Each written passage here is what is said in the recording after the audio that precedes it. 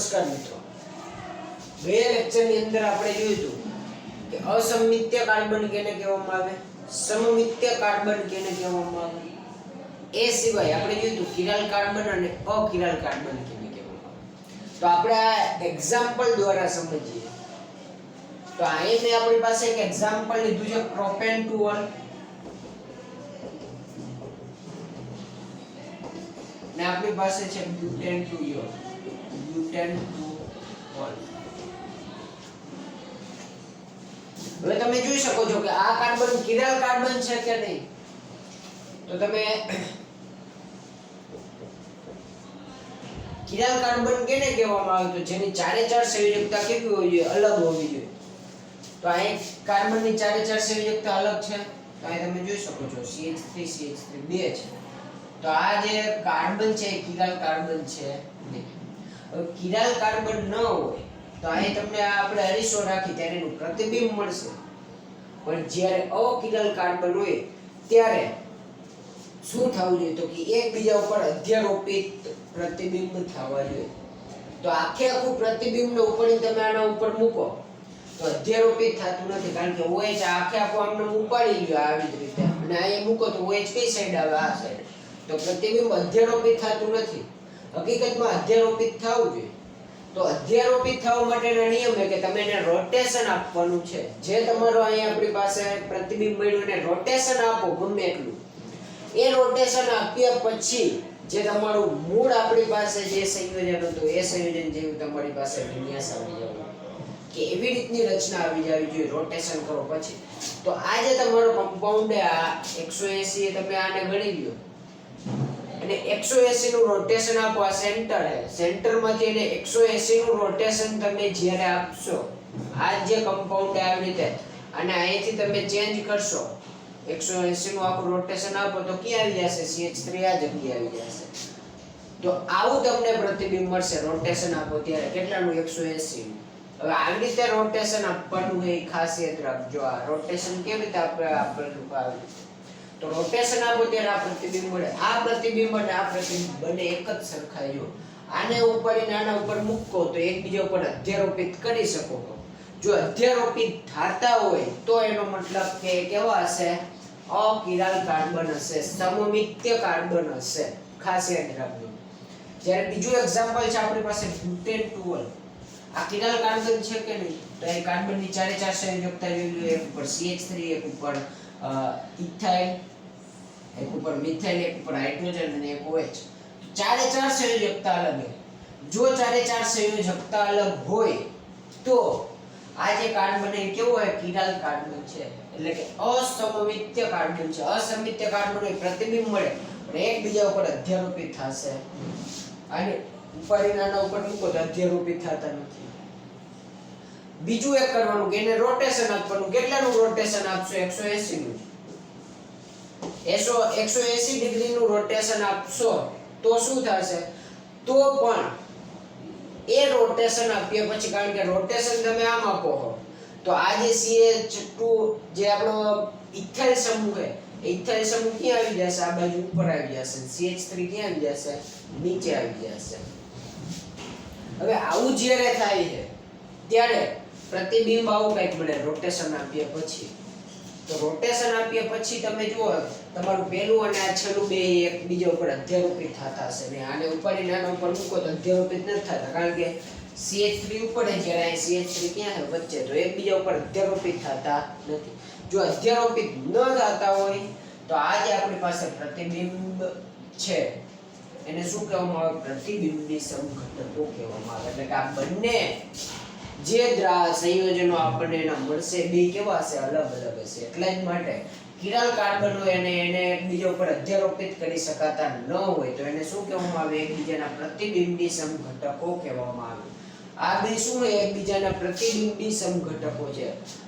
જો પ્રતિબિંબી સમઘટક હોય તો એ પ્રકાશ ક્રિયાશીલ હશે. પ્રકાશ ક્રિયાશીલ હોય એનો મતલબ એક ડેક્સ્ટ્રો હશે તો એક બીજું કેવું હશે, લીવો હશે.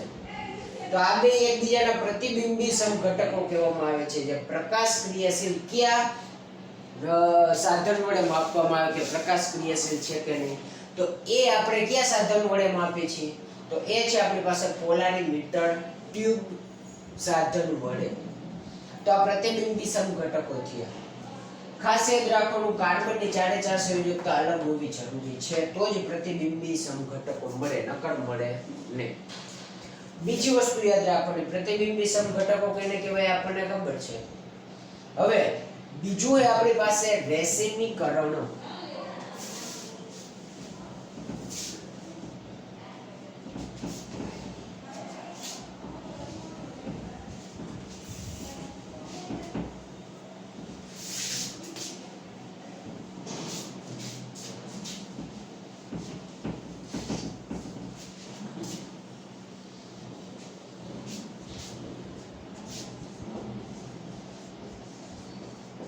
હવે રેસીમીકરણ એટલે શું?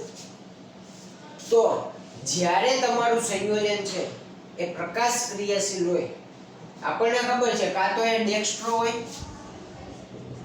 અથવા તો કેવું હશે, લીવો હશે. એક સંયોજન દાખલા તરીકે ડેક્સ્ટ્રો વાળું છે, દાખલા તરીકે બ્યુટેન ટુઓલ પ્રો.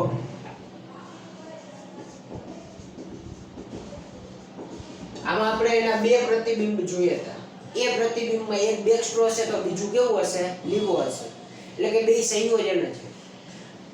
હવે બ્યુટેન ટુઓલ એક આ રીતે તમે લખેલું છે, ડેક્સ્ટ્રો બ્યુટેન ટુઓલ એક કેવું છે, લીવો છે. આ બે દ્રાવણ જે અલગ અલગ છે, બેયના બધા જ ગુણધર્મ સરખા છે, ખાલી કયો એક ગુણધર્મ અલગ હશે, એનો પ્રકાશ ક્રિયાશીલ ગુણધર્મ એક જ હશે. એક ડેક્સ્ટ્રો હશે, બીજું કેવું હશે, લીવો હશે. તો લખતી વખતે બ્યુટેન ટુઓલ કૌંસમાં પ્લસ તરીકે લખવાનું, બ્યુટેન ટુઓલ લીવો હોય તો કૌંસમાં માઈનસ તરીકે. તો આને એકબીજાના પ્રતિબિંબી સમઘટકો કહેવામાં આવે છે. તો પ્રતિબિંબી સમઘટકો આ બે અલગ અલગ છે. જો રેસીમીકરણ એટલે શું? તો કે 50% આનું દ્રાવણ અને 50% આનું દ્રાવણ, આ બેયને તમે જ્યારે ભેગું કરો અને એને પોલારીમીટર ટ્યુબમાં મૂકશો ત્યારે એનું ભ્રમણ કેવું થઈ જશે, શૂન્ય થઈ જશે. જમણી બાજુ કોણાવર્તન નહીં કરે પ્રકાશ અને ડાબી બાજુ પણ કોણાવર્તન કરશે નહીં. તો આ જે આપણી પાસે છે એને શું કહેવામાં આવે, રેસીમીકરણ કહેવામાં આવે. અને એ દ્રાવણને રેસેમિક મિક્સચર કહેવામાં આવે છે, અથવા તો રેસેમિક મિશ્રણ કહેવામાં આવે છે. બે 50-50% હોય તો એકઈ બાજુ પોલારીમીટર જે સાધન છે એમાં એકઈ બાજુ કોણાવર્તન નહીં થાય, કોણાવર્તન ન થાય, શૂન્ય કોણાવર્તન થશે, તો એને રેસીમીકરણ કહેવાય. અને એ દ્રાવણને રેસીમિક મિશ્રણ કહેવામાં આવે છે. તો આટલી વસ્તુ આપણે અત્યારે ખાસ ધ્યાન રાખવાની છે. હવે પછીનો આપણી પાસે ટોપિક છે ધારણ વ્યુત્ક્રમણ. તો એ આપણે જોઈએ કે ધારણ કેને કહેવામાં આવે અને વ્યુત્ક્રમણ કેને કહેવામાં આવે. તો હવે આપણે જોવાનું છે ધારણ અને વ્યુત્ક્રમણ. હવે ધારણ કેને કહેવામાં આવે છે તો આપણે એક્ઝામ્પલ દ્વારા સમજીએ. તો આપણી પાસે છે 2 મિથાઇલ બ્યુટ1. હવે તમે અહીં જોઈ શકો છો, મેં આગળ કૌંસની અંદર માઈનસની નિશાની કરેલી છે. તો આ નિશાની હોય તો એનો મતલબ શું થાય, મેં તમને હમણાં જ કીધું. આ જે તમારું સંયોજન છે, આ સંયોજન ડેક્સ્ટ્રો છે કે લીવો? જો માઈનસ હોય તો કેવો હશે, લીવો છે. હવે એની રિએક્શન કેની સાથે કરવામાં આવે, HCl સાથે આને ગરમ કરવામાં આવે. ત્યારે શું થાય? તો જ્યારે ગરમ કરો ત્યારે આપણે જોઈ ગયા છીએ આલ્કોહોલની HCl સાથે તમે પ્રક્રિયા કરો, OH દૂર થશે, એની જગ્યાએ કોણ જોડાઈ જશે, Cl. આ પ્રક્રિયા આપણે જોઈ ગયા છે. તો OH દૂર થશે, Cl જોડાઈ જશે. અહીંથી H, અહીંથી OH, શું છૂટું પડશે, H2O. આટલું આપણને ખબર પડી. પણ આનું નામ શું થયું? અહીં તમે જોઈ શકો છો 1-chloro-2-methyl-butane. આગળ નિશાની કેવી આવી ગઈ, પ્લસ. એટલે કે આનું કોણાવર્તન કઈ બાજુ છે, જમણી બાજુ, એટલે કે આ ડેક્સ્ટ્રો છે. હવે આવું શા માટે છે? તો એક તો ધારણ કેને કહેવામાં આવે, તો જે જગ્યાએ OH હતો એ જગ્યાએ ક્લોરીન જોડાય છે. તો એટલા માટે જો નિપજમાં અને પ્રક્રિયકમાં સ્થાન ખાલી આપણી પાસે એના એ જ છે, ખાલી શું થાય તો કે OH ની જગ્યાએ ક્લોરીન જોડાઈ જાય, તો આને ધારણ કહેવામાં આવે. હવે આ પ્લસ, આ માઈનસ છે ને ઓલું પ્લસ છે. આવું શા માટે? વિન્યાસ એક જ છે પણ ભ્રમણ અલગ અલગ શા માટે? એક ડેક્સ્ટ્રો છે બીજું લીવો છે. આવું શા માટે થાય? તો કે આનું કારણ છે આપણી પાસે અહીં આપણી પાસે OH હતો, તો આનું કંઈક ભ્રમણ અલગ હશે, જ્યારે અહીંયા ક્લોરીન તો આનું કંઈક ભ્રમણ અલગ હશે. તો આ એટલા માટે આ એક ડેક્સ્ટ્રો છે, બીજું લીવો છે. પણ આપણે એ વાતનું ખાસ ધ્યાન રાખવાનું છે કે ધારણ કેને કહેવામાં આવે, તો જે જગ્યાએથી પ્રક્રિયકમાંથી જે પ્રક્રિયક વચ્ચેનો બંધ તૂટે છે એ જ જગ્યાએ નિપજમાં બીજો એક નવો બંધ બનતો હશે. તો અહીંથી OH દૂર થયો, એની જગ્યાએ જ ક્લોરીન જોડાઈ ગયું, તો આને ધારણ કહેવામાં આવે. જ્યારે વ્યુત્ક્રમણ એટલે શું આપણે સમજીએ એક્ઝામ્પલ દ્વારા. મારી પાસે આ પ્રક્રિયક છે, આ પ્રક્રિયક એની આપણે બે અલગ અલગ એક સાથે જોઈ ધારણ અને વ્યુત્ક્રમણ કેને કહેવામાં આવે. એની બે પ્રક્રિયા લખી, એક આ બાજુ લખેલી છે, બેની y સાથે જ પ્રક્રિયા કરે. પણ અહીંયા તમે જોઈ શકો છો, જ્યારે આ પ્રક્રિયક સાથે હું પ્રક્રિયા કરું છું ત્યારે શું થાય છે, તો કે કાર્બન અને X વચ્ચેનો બંધ તૂટે છે અને નવો બંધ ક્યાં બને છે, તો કે જે જગ્યાએથી X દૂર થાય છે એ જ જગ્યાએ Y જોડાય છે. તો આને તમે કેના તરીકે ઓળખશો? જે જગ્યાએ પ્રક્રિયક વચ્ચેનો બંધ તૂટે એ જ જગ્યાએ બંધ બને, તો આને શું કહેવામાં આવે? ધારણ કહેવામાં આવે.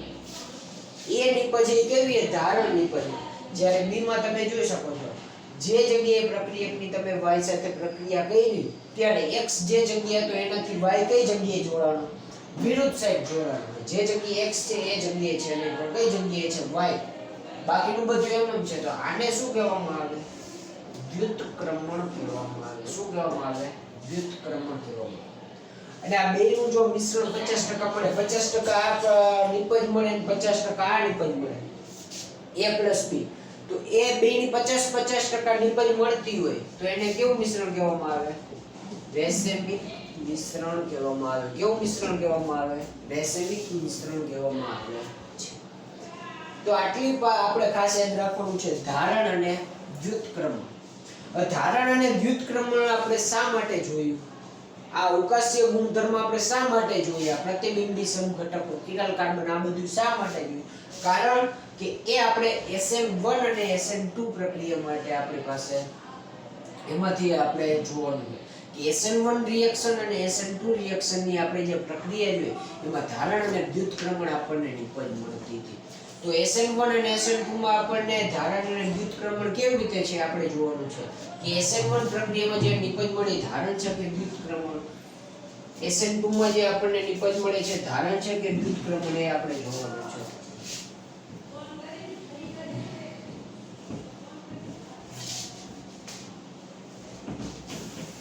તો આપણે બંને પ્રક્રિયા જોઈએ, SN1 અને SN2 ની. તો SN1 માટે મેં તમને કીધું હતું કે આપણી પાસે કેવો સંયોજન લેવામાં આવશે, તો કે તૃતીયક હોય એવો હેલોઆલ્કેન લેવામાં આવશે. એવું સંયોજન લેવામાં આવશે, તૃતીયક હેલોઆલ્કેન હોવો જોઈએ. એક્ઝામ્પલ તરીકે આપણે અહીં લઈએ, જે આગળ જે પ્રક્રિયા લીધી હતી એ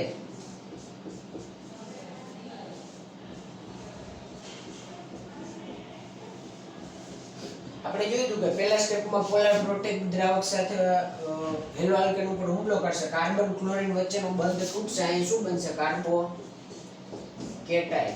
આ કાર્બોકેટાઇનની રિએક્શન કેની સાથે થશે? OH- સાથે. OH- કઈ જગ્યાએ જોડાશે? આ જગ્યાએ જોડાશે કે આ જગ્યાએ? તો એના માટે બંને શક્યતાઓ હતી, આ બાજુ જોડાય અને આ બાજુ જોડાય, તો તમને અહીં બે નિપજ મળશે. કાં તો જો OH જમણી બાજુ જોડાય તો આ નિપજ, અને ડાબી બાજુ જોડાય તો આ નિપજ મળશે. તો હવે તમારી પાસે જે જગ્યાએ કાર્બન અને ક્લોરીન હતો એ નથી કી સાઈડ OH જોડાણું, તો કે આ વિરુદ્ધ સાઈડ જોડાણું, અને આમાં એ જ જગ્યાએ જોડાણું. તો આ નિપજ એ કેવી છે? ધારણ છે કે વ્યુત્ક્રમણ? તો જો એનાથી વિરુદ્ધ સાઈડ હોય તો આ વ્યુત્ક્રમણ છે, અને એક સાઈડ હોય તો શું થશે? ધારણ થશે. તો SN1 માં તમને બે જોવા મળશે, ધારણ અને વ્યુત્ક્રમણ. જ્યારે SN2 ની અંદર આપણે જોયું કેવો કમ્પાઉન્ડ લેવાનો? પ્રાથમિક લેવાનો. પ્રાથમિક હેલોઆલ્કેન લીધો, એક જ સ્ટેપની પ્રક્રિયા છે, OH- સાથે પ્રક્રિયા થાય, વચ્ચે મધ્યમવર્તી સંયોજન બને છે,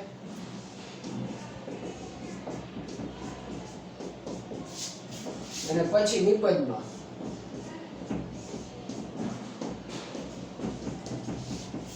તો તો તમે અહીં જોઈ શકો છો કે જે જગ્યાએ ક્લોરીન હતો SN2 માટે મેં તમને જોયું તો SN12 પ્રક્રિયા તમને ખબર છે SN2 પ્રક્રિયા કે જે જગ્યાએ ક્લોરીન હશે નિપજમાં OH કઈ જગ્યાએ જોડાશે તો કે ક્લોરીન હોય એનાથી કઈ સાઈડ જોડાશે વિરુદ્ધ સાઈડ જોડાશે તો અહીં જો તમે જો કે ક્લોરીન જમણી બાજુ છે નિપજમાં OH કઈ જગ્યાએ ડાબી બાજુ આ તમને ખબર છે કેવી રીતે તો આ જે નિપજ મળી તમને કેવી નિપજ મળી છે વ્યુત્ક્રમણ તો SN2 માં જે નિપજ મળે વ્યુત્ક્રમણ મળે છે જ્યારે SN1 ની અંદર બે નિપજ મળે ધારણ અને વ્યુત્ક્રમ તો આ છે આપણી પાસે ધારણ વ્યુત્ક્રમણ કિરાલિટીનો ગુણધર્મ પ્રકાશીય સમઘટકો પ્રતિબિંબી સમઘટકો આ આપણે જોયા નેક્સ્ટ લેક્ચર ની અંદર હવે આપણી પાસે બીજી જે રાસાયણિક પ્રક્રિયા છે ધાતુ સાથેની પ્રક્રિયા અને વિલોપન પ્રક્રિયા એ આપણે નેક્સ્ટ લેક્ચર ની અંદર જોઈશું